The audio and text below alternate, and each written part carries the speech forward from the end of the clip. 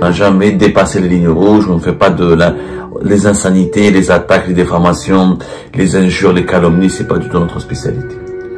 Alors, Ali Majid Tebboune, hier, à mon avis, à mon humble avis, il a fauté par deux choses. D'abord, systématiquement, il accuse les personnes qui révèlent des informations, qui contredisent ses propres informations sur l'état du pays et qui contredisent le bilan positif dont il se targue à chaque fois concernant la politique, concernant sa gouvernance du pays. À chaque fois, il accuse les autres d'être des traîtres. On lui a dit pour les réserves de change, en faisant référence à ce que nous avons nous révélé, que les réserves de change ont fondu à moins de 40 milliards de dollars. Il a démonté en disant qu'elles sont toujours à 70 milliards, à presque 70 milliards de dollars, et que la provenance des informations qui affirment le contraire, que ces sources sont liées à des personnes qui sont payées pour démoraliser les Algériens et les Algériens et pour noircir et salir l'image du pays. C'est malheureusement un classique, je dis bien c'est un classique dans l'argumentaire de Ali Tebboune et des dirigeants algériens. Dès qu'on dit quelque chose qui ne leur plaît pas, on est traître, on est haki, on est payé par l'étranger, on est mauvais, on n'est pas d'un vrai patriote. Et ça, franchement, ça n'a pas de sens. Ça n'a pas de sens. Je pense qu'au bout de 5 ans, je crois que les Algériens sont intelligents aujourd'hui, ils ont un cerveau, ils ont une sensibilité, ils lisent, ils se documentent, et puis il y a la réalité de ce qu'ils vivent et la réalité de ce que les dirigeants annoncent. D'abord, nous, quand on affirme des informations, quand on essaie de faire des révélations, c'est qu'on a accédé à des sources, on recoupe nos sources, on recoupe nos informations, on les vérifie, on fait une synthèse. Si les réserves de change étaient vraiment à 70 milliards de dollars, comme le prétend Ali Majid Tebboune, d'abord, je dis que la Banque d'Algérie, elle-même, elle ne révèle pas ce chiffre. La Banque d'Algérie, qui est chargée de la gestion des réserves de change, son dernier chiffre, c'est une soixantaine de milliards de dollars, plus exactement 62 milliards de dollars en décembre 2023. Les chiffres de 2024, ce sont des déclarations officielles de plusieurs dirigeants dans le ministère des Finances, mais la Banque d'Algérie sort son site dans un document officiel, elle n'a jamais donné le chiffre de 70 milliards de dollars. Maintenant, Ali Majid Tebboune le donne. C'est plusieurs dans la République, il engage sa responsabilité, il est censé être une source officielle, une source, je dirais, plus qu'officielle, autorisée et tout, mais je précise qu'il n'y a aucun document de la Banque d'Algérie qui est chargé de la gestion des réserves de change qui démontre, qui affirme la validité ou la véracité du chiffre de Tebboune. On est à soi-disant, voilà, le chiffre de Tebboune, voilà. La Banque d'Algérie a communiqué un chiffre de 68 milliards de dollars décembre 2023. Donc c'est pas le chiffre d'aujourd'hui. Tebboune parle le chiffre de la Banque d'Algérie était à presque 70, 68,9, c'était en décembre 2023. Nous sommes en 2025. Nous, quand on a dit que les réserves de change ont baissé à moins de 40 milliards de dollars, c'était à partir de juin 2025. Donc, on aurait aimé qu'Ali Majid Tebboune soit précis, qu'il nous donne la réalité des réserves de change en juin 2025, en juillet 2025, pour pouvoir répondre correctement à nos révélations. Nos révélations, non pas pour l'objectif de calomnier, de déstabiliser qui que ce soit, mais d'expliquer la situation économique du pays. Si Ali Majid Tebboune, ce qu'il disait était vrai, si les réserves de change étaient à 70 milliards de dollars, alors pourquoi avoir attendu presque une année, pas une année, plus de 6 mois pour appliquer la fameuse allocation touristique de 750 € qui devait rentrer en validité en vigueur depuis début de l'année 2025 et qui ne rentrera en vigueur que vers le 20 juillet 2025. Si les réserves de change étaient aussi dans un état aussi réjouissant, aussi positif, si on avait vraiment 70 milliards de dollars de réserves de change, pourquoi martyriser, emmerder et torturer les entreprises algériennes et les empêcher d'importer leurs équipements et leurs matières premières pour leurs propres activités de production, comme on vient de le voir? Pourquoi multiplier les obstacles, les autorisations, les contrôles, les opérations de surveillance, de répression et de restriction des importations? Pourquoi se bagarrer avec l'Union européenne, avec les partenaires commerciaux les plus importants, qui sont les pays européens, puisqu'on boycotte on réduit leurs importations et on essaie d'importer le minimum possible. Si tout allait bien dans le meilleur des mondes possibles, comme le disait Ali Majid Tebboune hier, pourquoi l'économie du pays elle est marquée par l'austérité? Il y a des réserves de change. Pourquoi on n'importe pas les voitures? Pourquoi on n'importe pas les pneus? Pourquoi on n'importe pas les pièces de rechange? Pourquoi il y a quelques médicaments qui causent problème, qui sont en pénurie? Pourquoi certains biens de consommation, électroménagers, alimentaires, etc., sont quasiment indisponibles?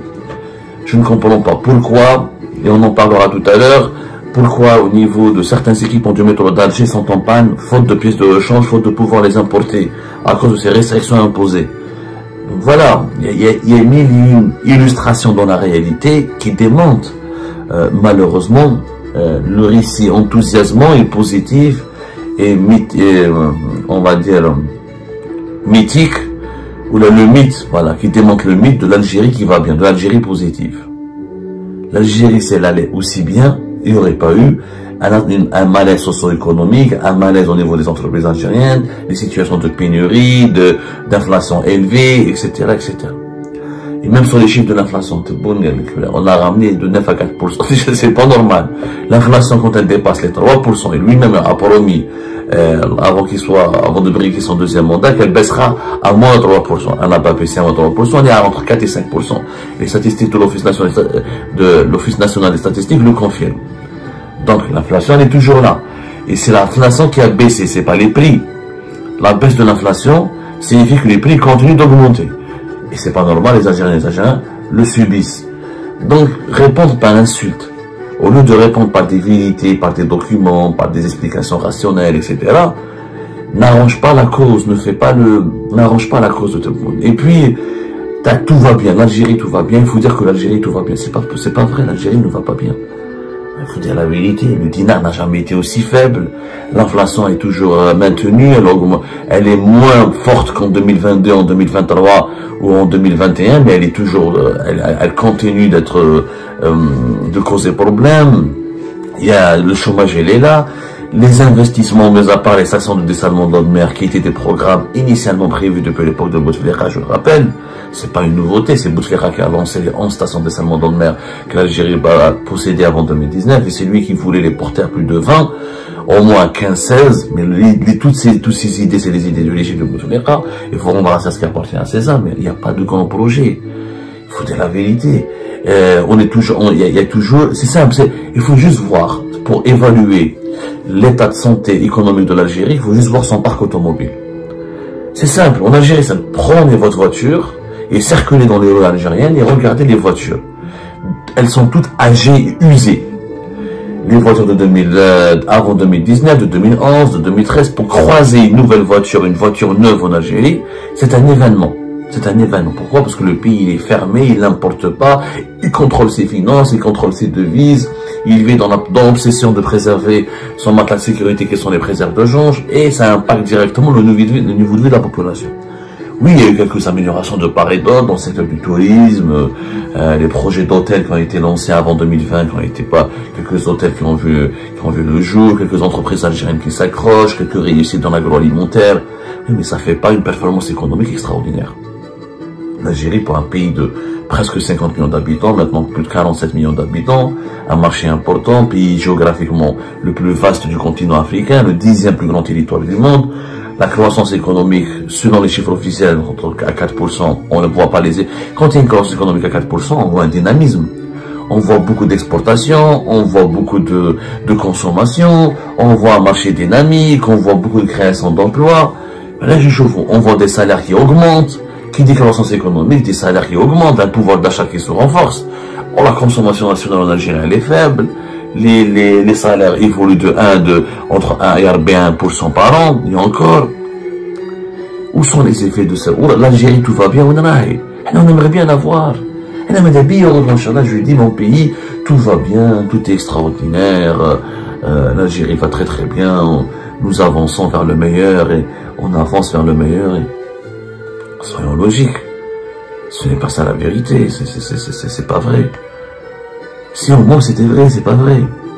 On le sait, on le voit. Certains peut mentir aux journalistes, mais il peut pas empêcher les Algériens d'accéder à la vérité. Ils la vivent, la vérité. Les Algériens la vivent. Allez-y dans une plage, vous voulez, même les plages privées, louer un parasol ou là une table, vous allez voir les prix astronomiques. Allez-y manger en famille dans un restaurant, vous allez voir les prix astronomiques par rapport à avant 2019. Cherchez un pneu, cherchez une pièce de rechange, vous allez voir le chemin de croix, la grande difficulté, etc. Alors, plus vous avancez dans la quête, plus vous vivez en Algérie, plus vous avancez dans cette quête du quotidien, une quête de bien-être, le bien-être, il est extrêmement inaccessible aujourd'hui. Extrêmement inaccessible, les salaires ne suffisent pas. Parce que l'inflation ne baisse pas. Et même, on parlera de ces chiffres officiels, parce que maintenant, les chiffres officiels du gouvernement algérien, on peut pas les croire. On n'arrive pas à les croire. De beaucoup d'économistes, et on est en train de préparer des révélations sur un problème que les spécialistes du FMI ont relevé lors de leur dernière visite en Algérie, c'est que les chiffres officiels ne collent pas à la réalité. Et le dernier rapport du FMI, on vous parlera de cela plus tard dans une autre émission, soulève, et il y a un problème pour valider ce rapport, parce que les autorités algériennes imposent aux experts du FMI leur version des faits et des chiffres officiels qui sont sujets à caution. Même pas sujets à caution, qui sont douteux. Et 4% de taux d'inflation, les gens n'y croient pas. Quand on vit les gens qui vivent en Algérie, quand ils vont faire leurs courses, etc., la 4%, il y a pas beaucoup de, il y a un petit changement par rapport en 2022-2023, mais il n'y a pas beaucoup de changements. Je dirais, on est toujours entre 6 et 7. On n'est peut-être pas à 9, 10, mais on est toujours entre 6 et 7, mais on n'est pas à 4. Les chiffres sur le chômage, ils sont censurés. Les chiffres sur le bilan du commerce extérieur de l'Algérie que, à l'époque de Bouteflika, les douanes algériennes publiaient chaque année les chiffres. On ne les publie pas. Et puis, Abdelmadjid Tebboune lui-même, il a un problème avec les chiffres. Il a un problème avec les chiffres, et un problème avec certaines vérités. Par exemple, il nous dit les transferts sociaux ont été uniquement pour de 13 à 14 milliards. Et c'est faux. C'est faux, et Abdelmadjid Tebboune lui-même, il a un gros problème avec les chiffres. Et Abdelmadjid Tebboune confond les transferts sociaux directs et indirects. C'est pas, les chiffres, nous, quand nous les utilisons, parce qu'ils nous accusent d'exagérer, de noircir le tableau, de démoraliser les Algériens, de décourager, de semer le virus de la sinistrose. Non, nous utilisons des sources officielles. Pour les dépenses de l'État algérien, il y a des lois de finances. Les lois de finances, elles sont publiées au journal officiel. Il y a un débat au Parlement. Il y a un avant-projet de loi qui est lu, que nous lisons, que les experts lisent. Quand c'est publié, les chiffres sont publiés.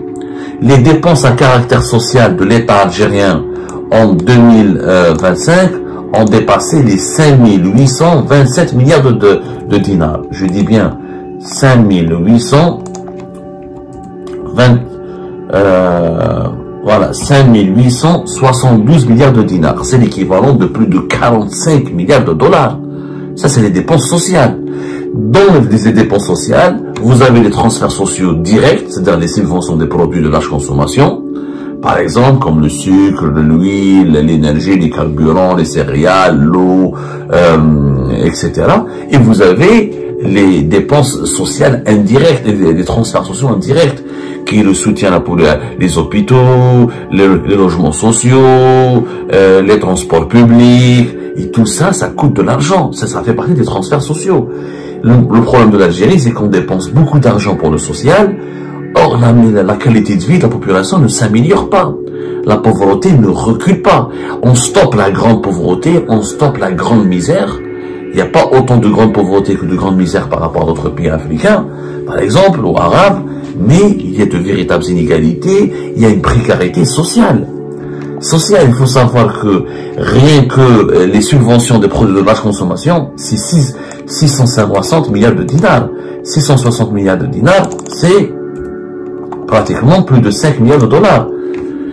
Ça, et ces produits sont majoritairement importés. Donc, quand on dit que le déficit de l'État, le déficit budgétaire s'explique par une trop forte politique sociale, qui n'est pas efficace, qui n'est pas trop efficace. C'est vrai que grâce à cet argent, encore une fois, on a empêché la grande misère.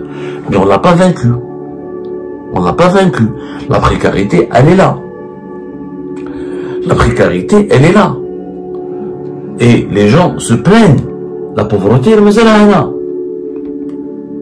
La pauvreté, elle est là, mais elle est là. Les formes de la pauvreté, peut-être pas extrêmes, mais les Algériens, dans un aussi grand pays, avec autant de ressources naturelles et de potentialités, ils devraient mieux vivre. Là, on dépense 45 milliards de dollars au niveau de nos dépenses sociales. et nous avons des salaires faibles, et nous avons beaucoup de chômeurs, et nous avons beaucoup de misère sociale, et nous avons des inégalités, et on a des transports publics et en commun qui sont sous-développés, et on a des hôpitaux qui sont sous-développés, et on a des écoles qui ne sont pas de qualité. Donc à un moment donné, en tant que journaliste, par exemple, j'ai le droit de demander des comptes à mon État. Quel est le drame, j'ai écouté l'Oubéon? Non seulement on dépense trop, ce qui aggrave le déficit et augmente la dette publique, et ça influence la croissance économique, contrairement à ce que dit Tebboune. Vous dites que non, ça n'influence pas la croissance économique. Bien sûr que ça, quoi. Cet argent qu'on dépense, d'abord, il y a plus de dépenses que les recettes, donc déficit budgétaire. Donc au lieu d'investir dans les projets économiques et les investissements économiques, on dépense sur le social. Le niveau de vie ne s'améliore pas, donc le pouvoir d'achat ne s'améliore pas, donc la consommation des Algériens et des Algériens ne s'améliore pas. Donc tout ça, ça impacte la croissance économique du pays. Ça impacte son niveau de développement. Quand la population ne dépense pas beaucoup, elle n'a pas un pouvoir d'achat élevé, la croissance, elle est compromise. Parce que les entreprises, pour vendre leurs produits, ils ont besoin de consommateurs qui les achètent au prix fort, ou au prix qu'ils font, en tout cas. C'est des analyses économiques basiques. Il n'y a pas de complot politique derrière, il n'y a pas d'insultes. Donc, avec Majid Tebboune, je suis désolé, Monsieur le Président. Et tout ne va pas bien en Algérie. Non, le tout va bien et les insultes, ce n'est pas, d'abord, c'est pas digne d'un chef d'État. De deux, ce n'est pas une réponse correcte aux préoccupations ou aux attentes ou aux critiques légitimes de certains Algériennes et Algériens. Peut-être qu'il y a certains Algériens qui sont contents de bilan actuel, qui se plaisent en Algérie actuellement. Peut-être ça existe, ça devrait exister. J'espère que ça devrait exister. Ce serait malheureux qu'il n'y ait personne qui soit content. Mais il y en a beaucoup qui ne sont pas contents, qui sont inquiets, qui voient que leur qualité de vie s'est détériorée, que leur niveau de vie s'est détérioré, que partir en vacances c'est compliqué, que partir au restaurant c'est compliqué, que nourrir ses enfants c'est compliqué, que trouver une voiture c'est pratiquement impossible, que trouver des pièces de champ c'est pratiquement impossible, etc., etc. Et non, je suis désolé, tout ne va pas bien dans notre pays.